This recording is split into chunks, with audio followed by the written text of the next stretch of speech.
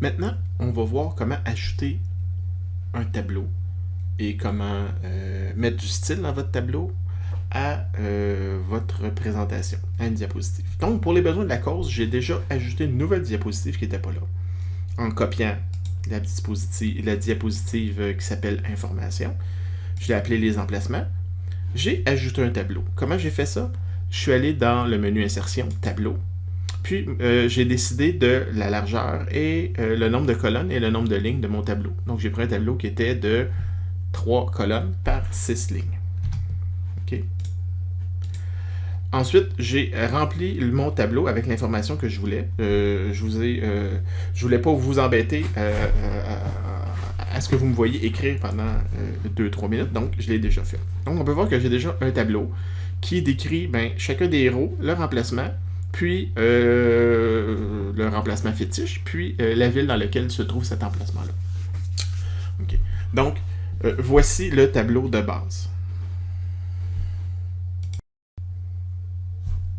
Ensuite, si on sélectionne le tableau, puis on va dans Création, on va voir qu'il y a une panoplie de styles de tableau possibles et inimaginables.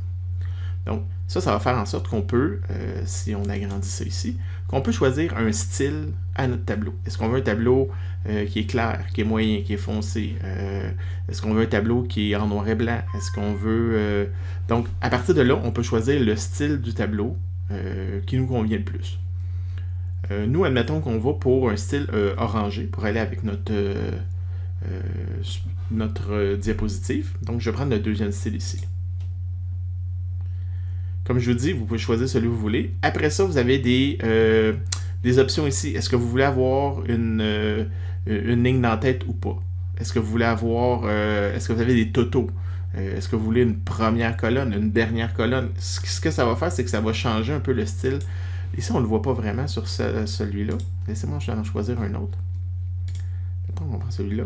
Si je dis une dernière colonne, vous allez voir le style de la dernière colonne va changer automatiquement pour mettre du gras.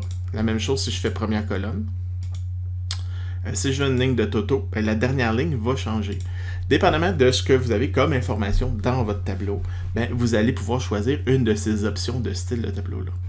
Et la même chose, tous les styles de tableau qui vous sont donnés, vous pouvez après ça les changer vous-même en changeant la bordure, en changeant la trame de fond, le style des couleurs et tout ça. Un coup que le style, le thème du tableau est choisi, techniquement, on peut faire un ou l'autre dans l'autre qu'on veut. On peut aller faire de la mise en page dans notre tableau. Toujours sélectionner le tableau.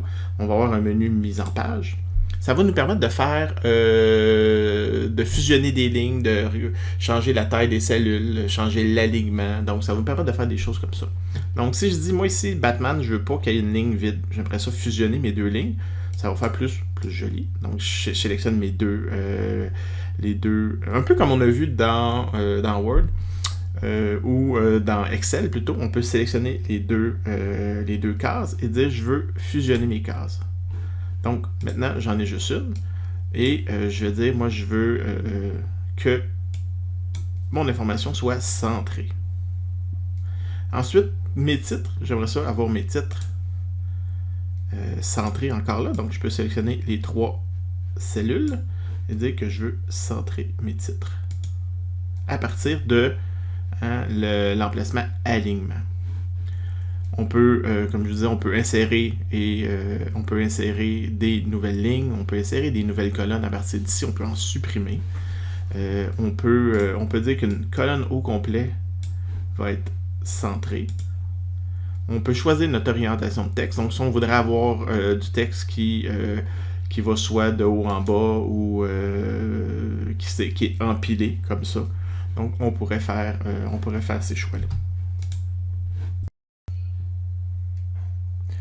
Maintenant, je vais vous montrer comment lier une partie d'un fichier Excel à votre présentation PowerPoint. Donc, l'idée, c'est de prendre une partie d'un fichier Excel, comme je vous dis, la faire apparaître dans votre PowerPoint. Donc, si vous modifiez cette partie-là de Excel, le PowerPoint va être lié, donc automatiquement mis à jour.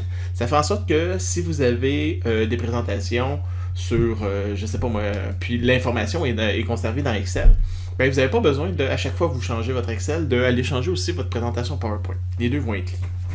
Donc, je vous ai fourni déjà un fichier Excel qui s'appelle liste-super.xls qui a de l'information. Okay? Donc, à partir de là, je vais vous montrer comment faire. Okay? Tu vas voir, c'est simple. Vous ouvrez le fichier Excel. Après ça, vous allez sélectionner l'information que vous voulez ajouter dans votre présentation. Donc, dans mon cas, c'est cette partie d'information que je veux rajouter. Vous faites un copier.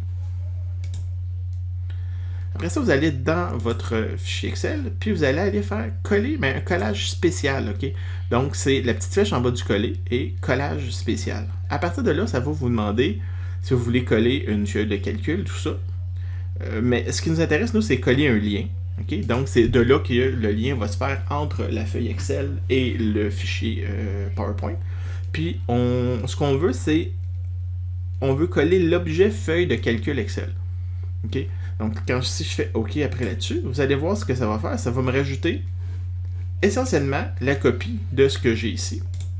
Après ça, je vais pouvoir le placer comme je veux dans mon dans ma diapositive.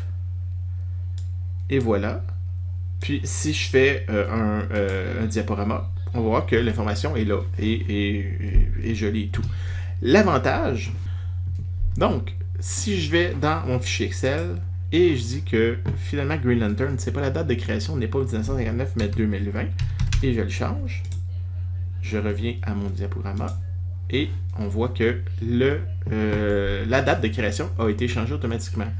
Donc, ça nous empêche de faire du dédoublement d'entrée de données ou ça nous empêche d'avoir deux données différentes à gauche et à droite.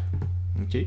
On peut voir qu'on peut faire exactement la même chose pour un graphique. Donc, à la dernière diapositive, le graphique. Si je vais encore dans mon chiffrier Excel, je prends mon graphique que j'ai techniquement construit à partir des données qui sont ici. Okay? Si je fais un copier, de la même façon, je viens ici, je fais un collage spécial. Et je dis que je veux coller un lien, que c'est un graphique. Il a vu que ce qu'il y avait en mémoire est un graphique. Donc, le graphique va se coller ici. Encore là, je peux l'agrandir pour mes besoins. Et le graphique, tout comme le chiffrier Excel, va se mettre automatiquement à jour quand je vais changer le fichier original.